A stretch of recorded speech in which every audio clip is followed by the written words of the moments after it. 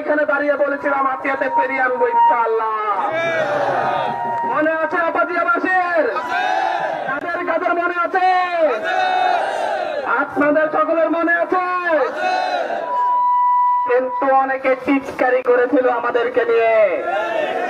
আমরা নাকি শুধুমাত্র স্বপ্ন দেখাচ্ছি, কিন্তু বাস্তবায়ন হচ্ছে।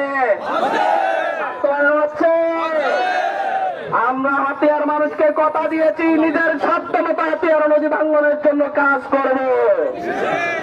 কথা দিয়েছিলাম, 1 বছরের কোন দায়িত্ব না থেকেও বাংলাদেশের ইতিহাসে, শুধুমাত্র হাতিয়ার ইতিহাস নয়, আবারও বলছি বাংলাদেশের ইতিহাসে ইমার্জেন্সি বিভাগের কাজ একক উপজেলা হিসেবে হাতিয়াতে সবচেয়ে বেশি হয়েছে। আমরা স্বপ্ন দেখিয়েছি এই হাতিয়ার পরিবর্তন হবে।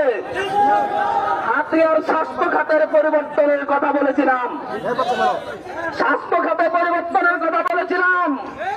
হাতিয়ার হসপিটালে ডাক্তার ছিল 4 জন, 1 বছরের মাথায় সেই ডাক্তার 14 জনে এসেছে।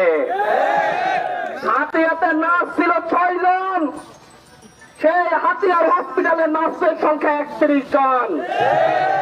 এই উপজেলা হিসেবে প্রথম উপজেলা হাতিয়াতে 100 শয্যা বিশিষ্ট হসপিটালের অনুমোদন হয়েছে।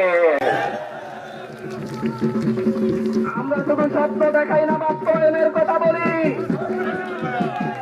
ভূমিদস্যুদের হাত থেকে ভূমি রক্ষা করে ভূমিহীনদেরকে বুঝিয়ে দিয়েছি। হামলার শিকার হয়েছে কিন্তু পিছপা হই নাই। আপনারা সাক্ষী, পিছপা হয়েছি।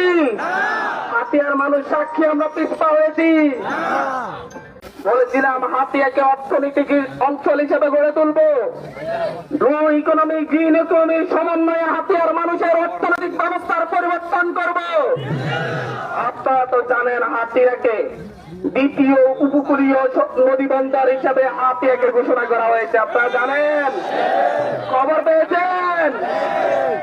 আমাদের এখন বিসিএস পরীক্ষা যারা দিবে, পুলিশ ক্যাডার